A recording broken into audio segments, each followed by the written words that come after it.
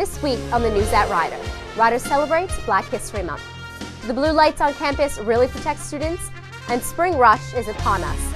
These stories and much more on this week's edition of the News at Rider.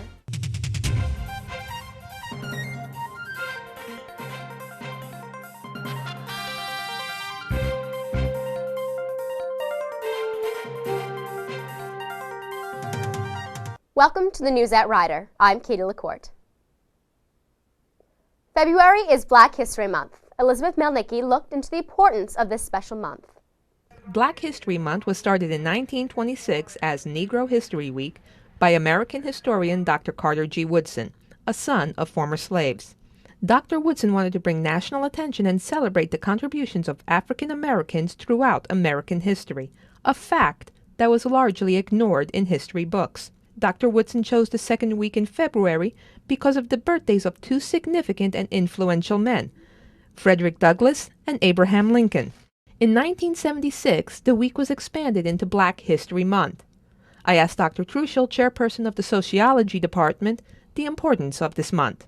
If we look at issues of race, I think most people in America are brought up to be racist, knowingly or unknowingly. Even though they personally would be against it, you get bombarded with messages throughout your life. In the context of social struggles where people have fought to resist the isms, one of the ways that becomes important is to develop a cultural critique of the way we've always been taught, and as a way to, help try to prevent racism or sexism or classism. So I mean, it's all part of any group that's oppressed has to create a counter ideology to combat the one that we're all brought up with, and I think it's within that context that we have it.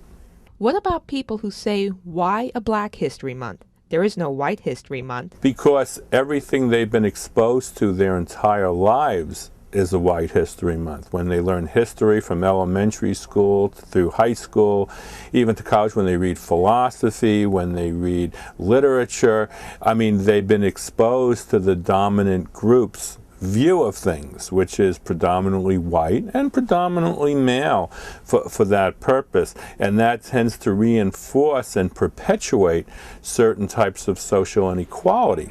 I'm Elizabeth Melnicki for the News at Rider. Many events are already planned on campus to celebrate Black History Month. On Thursday, February 8th, Delta Sigma Theta Sorority Inc. will be co-sponsoring a diabetes forum from 7 to 9 in the BLC Fireside Lounge. Later on this month, Raucous and Vox will be co-sponsoring Celebration of Black Love at a poetry night on Wednesday, February 14th. The event takes place from 8 to 11 in the BLC Pub. For a detailed list of all the events, you can visit www.rider.edu. The Student Senate met Tuesday to discuss the most recent campus issues. Nicholas Balassi has the story. Director of Facilities Mike McConey delivered the State of Facilities Management address at the Student Senate Tuesday. He discussed some changes that have been made since the winter break. From facilities, we had about a 5-page project list of what we accomplished, 98% of the projects. I think one of the main things we did for you folks in the Greek House is we installed the 2x2 lights in your rooms to make it a lot brighter instead of those low incandescent bulbs. Students voiced their opinions and concerns to McConey, among them issues with the heat in the residence halls. But if there's a room if there's only 1 or 2 rooms where there's a heat problem, once the mechanic goes home at, say, at 1 in the morning, or if it's when we have a mechanic who works Monday and Tuesday night till 8 o'clock, rather than call a guy in just for 1 or 2 rooms, the policy is give him a ceramic heater, which is safe, and which should heat that room just for that night. The next day, we're supposed to send a mechanic to that room to take care of the problem. I can honestly say I haven't come across any rooms that we found as deemed unrepairable. And if there is, I need to know about it right away, because that's something that's not true. That's no such thing as a room that's deemed unrepairable. Every room, if there's a heat problem, is repairable. McConey cited Conover as the next residence hall to receive some work. Conover is our next building, and we're definitely in some new carpets, some paint, some room furniture, some other things there, and we're trying to get another $250,000 for that. We also get money every year for road repairs, which we did quite a few road repairs, nothing major, just some sections of roads that were really bad. President of SGA, Steve Klemchuk, has been following the progress of facilities since his freshman year. We have taken incremental steps. but I think more can be done. And I think we need to, as a student voice, and actually what Mike said today, we really need to say this is what is priorities, and we need to get the university to pay for that through different channels. He wants to do a lot of things. He has a concern. I think we can give him a little extra push. Besides to other heating things, it's a tough balance. But they're doing a better job. I know they just put carpet in the SRC stairwell. They're going to redo that. That's going to be nice. But I think there's still progress can be made. One of the strongest qualities about this year's Student Senate is their ability to give feedback. And I think Mike McConey saw it today. I think other departments on the campus have seen it. The feedback today to facilities was less strong as it has been in the past to OIT or public safety. But at the same time, there's still some vocal concerns that every department on this campus could work on. Today's was just Facilities Day. Now, students seem fairly satisfied with the progress being made in the area of facilities on campus. Future projects mentioned at the meeting were a possible renovation to a Greek house, as well as a new residence hall in the summer of 2008. Students should look forward to committees being formed on these issues so they can provide their input. In the Swaggart Auditorium, I'm Nicholas Ballasy, Channel 20, News at Rider. Senate meets every Tuesday at 11:30. The meeting is open to all students. On Friday, February 2nd, Rider held its first ever dance-a-thon. The campus turned out to support a worthy cause and dance the night away. I was there and was able to join in on the fun. This past Friday, February 2nd at the SRC, Rider hosted the Rider Rumba Big Brothers Big Sisters Dance-a-thon. Students danced for donations, raising money either individually or in teams to support the cause. Cara Giovinazzo, co-chair of the dance-a-thon, feels that a fun event to support a worthy cause is what the campus needs. The Big Brothers Big Sisters Dance-a-thon is a really great program to help underprivileged children in the Mercer County area, and it's a really fun event. I personally don't feel that there's a better charity to spend your night at. Even if you can't be a big brother or a big sister, you can donate and come out here, dance all night, and have a great time and win some awesome prizes. Even though the event began at 6 p.m., the competition started at 8, lasting until midnight, culminating in the winner who raised the most donations, winning a cruise to the Caribbean for 2. Laura Vendetta won the prize, raising the most money for the Big Brothers and Big Sisters organization. I raised over $855, and I am really excited. I now have to make the important decision of who I'm going to take, but I'll have to do that soon, but I'm very excited. In the end, Rider rocked the night away with the first, yet successful, dance-a-thon. The Rider Rumba was a complete success, and plans are already being made to hold the event again next semester. Saturday, February 2nd, Super Bronc Bingo took place at Daly's Dining Hall. Elizabeth Melnicki has the recap. A cold Saturday morning couldn't keep students away from the popular Rider Bronc Bingo. This Saturday night was Super Bronc Bingo at Daly's. Super Bronc Bingo is just part of the regular Bronc Bingo package that we have here at the university, but obviously because it's Super Bowl weekend, we're doing a super theme. A lot of prizes, Super Soaker, Superman DVDs, a lot of stuff like that. We try to stick with the theme of super. Other things are just like Super Bowl prize packages for tailgates and other great things like that. One of the prizes that was given away was a 20-inch TV. That's a great bingo. We have our winner for the TV. I'm pretty excited for the next 5 games. Hopefully I'll win again. The last game of the night is the biggest loser, where the last one standing with no numbers gets the biggest prize. This time's big prize is a Super Bowl tailgate package, so it's got products from Pepsi, Frito-Lay. It's got all kinds of like paper products and stuff for your Super Bowl party, as well as a $50 gift certificate to ShopRite. I brought one of my friends, Jen, and she actually became the biggest loser and won the tailgate party package with the cooler and the chips and soda and all that good stuff, so it's a good thing that we ended up coming. Rider Bronc Bingo is a great success and is a very popular activity on campus. Bronc Bingo, ironically enough, is one of the most popular events that we do here at the university. It started a couple years ago as a wellness event for Wellness Week celebration, and it kind of grew in popularity, so now we do it monthly here for Campus Life. And this is our 5th Bronc Bingo this year, and we're going to continue them in March, April, and I think we're going to sneak one in May. This is Elizabeth Melnicki for the News at Rider. On Tuesday, February 6th, SEC held a comedy event called We Can Make You Laugh. Students tried to hold in their laughter for a chance of winning a prize. Sean Rainey was there for all the laughs. On Tuesday, February 6th, students came to the BLC Theater for the comedy show We Can Make You Laugh. The comedians attempted to thrill the audience by singing songs and acting like third grade spelling bee contestants. Syzygy.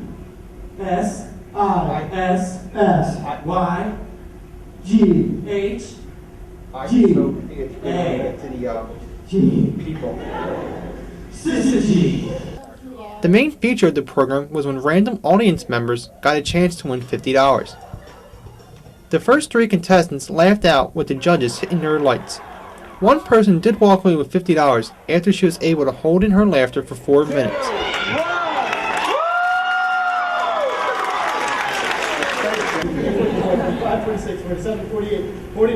$50. The biggest laugh of the evening was among the judges themselves. I'm still here, you know.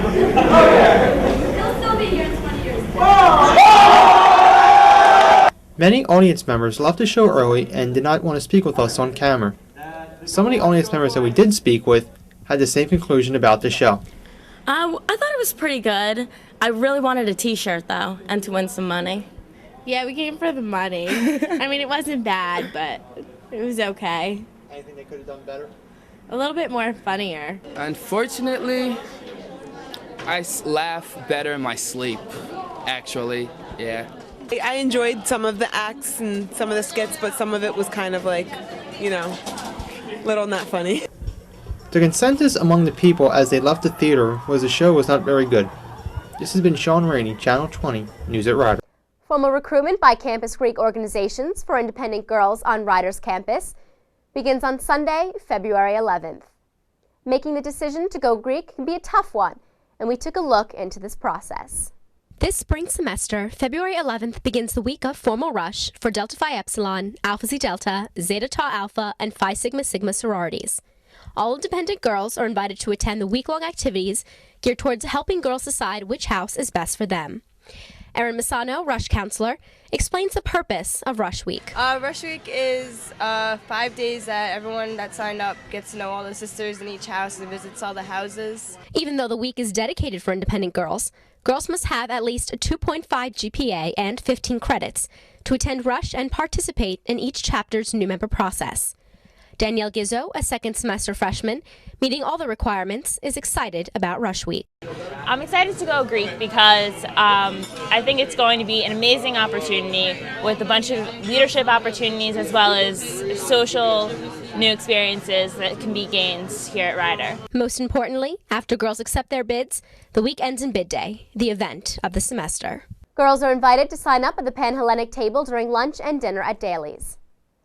Rider students, faculty, and staff came together to give blood this week when the New Jersey Blood Bank held a 2-day blood drive in the BLC. Sean Rainey has the details. On Tuesday, February 6th, the Rider Blood Council held its first blood drive of the semester. Upon entering the BLC's Cavallo room, donors must read the required paperwork to give blood. Once completed, the donor moves to the physical examination table where they are screened to see if they are able to give blood. Following the physical examination, the donor is now able to give blood. Once the donation is complete, the donor received a red rose, some food and drinks, and a blood drive t-shirt. I was able to speak with some of the donors on why they gave blood today. I was here visiting my girlfriend. She told me I've given blood before. It's a good cause, and my girlfriend also gets extra credit for doing it. I thought it was a good chance to give back to the community since I wasn't able to do it last year. A lot of planning went into organizing of this event. The president of the Student Blood Council enlightened me on some of the details. What Student Blood Council usually does is we have blood drives scheduled throughout the year, and we organize a blood drive and we advertise it to the campus. The blood bank is actually very desperate for blood, especially O positive and blood given to specifically sickle cell anemia patients. Not a lot of Americans give blood actually. A lot of people can, but only about 5% of Americans give blood regularly, so we don't have a lot of blood in our blood banks. Please give blood. The community needs it. It doesn't take any time out of your day except for maybe 10 or 15 minutes, and it's such a great way to give back. This has been Sean Rainey, Channel 20, News at Rider. W. Carl Berger was invited back to a question and answer session at the Rider University Art Gallery this past Thursday night. Fine arts professor Harry Nahr and Rider University students questioned the artist about his work. Brian Persons was there to cover the event. The art gallery was busting at the seams this past Thursday. Eager students came to hear W. Carl Berger speak about his work. Professor Harry Nahr led the discussion, and then students followed. If you're tight and you're good at it, stick with it. And if you're loose, stay loose. And that's the way I feel about it. It just sort of works gradually as you develop as an artist. W. Carl Berger was extremely informative in the way that he explained what he was thinking during his pieces of artwork. Based on actual places, sometimes you wouldn't know it. But they are really based on actual places. It's just that once I let go, I let my hand and instinct take over. An art history student, Jessica Coons, was able to understand more on why the paintings look the way they do after the talk that was given by W. Carl Berger. Many techniques, working outdoors, but he actually works through photographs and whatever inspires him. It's not a unconscious effort. He works completely with an idea and controls his emotions and the paintbrush to evoke these paintings. Laura Griffin, an art major at Rider University, was able to understand what W. Carl Berger was trying to establish in his pieces of artwork. If you look at a lot of his paintings, they look like abstract paintings, but they're not. The closer you get to them, the more abstract they are. Compare them to a Jackson Pollock. But the further away that you get, you can really feel the paint. You can feel the trees and actually see everything depicted. If you would like more information on the next exhibition, please contact 609-895-5588. This has been Brian Persons for the News at Rider. President Bush's decision to send another 21,500 troops in Iraq has caused great controversy among Democrats and Republicans alike. Nicholas Balassi spoke with Rider students about Bush's new plan for victory in Iraq. Now, President Bush has decided to send 21,500 troops into the war in Iraq. As we await to see what Congress will do with the situation, I took my camera crew to the BLC Theater right by the information desk, where many students walk to see how they feel about the situation. I think it's in between. I think that if we weren't over there, that they would be killing themselves anyway. So if they have a dominant force in there, it would help solve the situation a little faster. I think it's ridiculous. I don't think we should have gone into Iraq in the first place, so I think we should get out as soon as possible. And just sending more people there is just going to make the problem even bigger. Well, to be honest with you, I'm not really too well versed in anything right now. I haven't had a chance to really keep up with the news. So unfortunately, I'm sorry, I don't know too much about it. Well, this thing's been going on for what, like 4 to 6 years now. We've had so many troops in there, and really nothing's been that resolved. So I don't see really what the point would be in sending 21,000 more troops. I've agreed with it since the beginning. It's traditionally a very unstable area. Since after the Ottoman Empire fell, I just think we need a presence in there to just clean up everything and get our oil prices down. Now, many military analysts have compared the war in Iraq with the Vietnam War, where there was a military draft. The answers we got from students today about the conflict may have been different if they had to join in the effort. In the BLC Theater, I'm Nicholas Balassi, Channel 20, News at Rider. The blue lights on campus are supposed to keep students safe. However, there are insufficient number of blue lights on campus, and currently some of the ones Rider does have do not work. Kelly Dixon has the details. Safety on campus seems to be a constant controversy here at Rider. Dean Campbell explained that many new blue lights were added to campus over the recent winter break. You know that we have the one right there in the parking lot over by the intramural fields.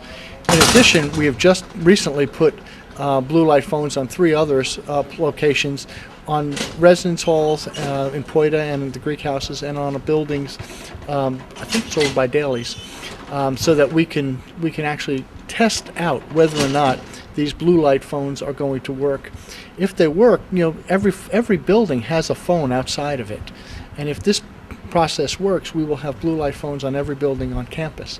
But just how important are blue lights? Some students don't even know what they are. Would you feel safe with blue lights around campus? If I knew what they were, yeah.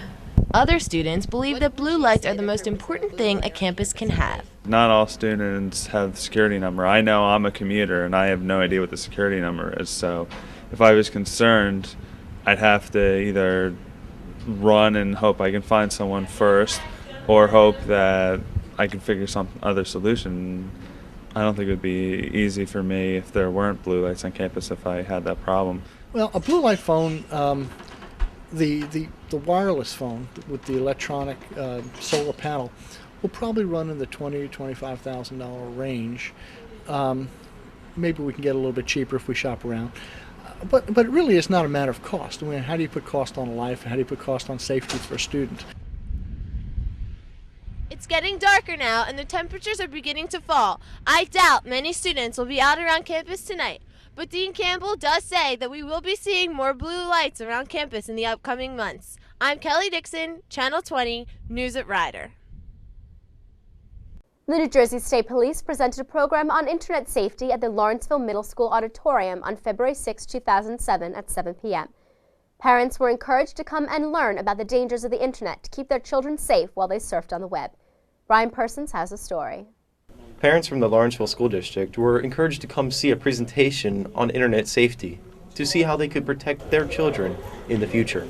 Thanks, Bill. Dan Puzlizzi, the police chief in Lawrence. I don't want to take a lot of time. I just want to thank the state police for coming out and giving this presentation. I saw it last year when we had it. It's fantastic. It's amazing the information you learn and the things you have to look out for.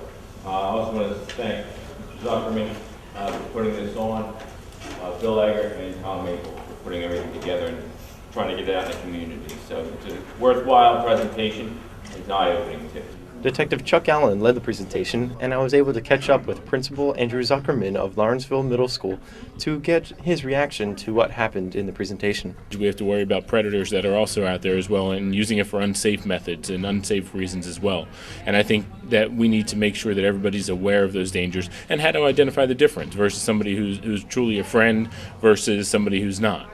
And I think that if they're used correctly, I think we can use them as a tool to be able to communicate with each other. But I think it's just making sure that we know that we can distinguish the difference between them as well. Thomas Maple, the resource officer at Lawrenceville Middle School, still said in the age of technology, good old-fashioned parenting is the only thing to do. It's the same with parenting, okay? What you're going to learn here tonight is going to take you beyond what you know about the internet, because these guys are fantastic.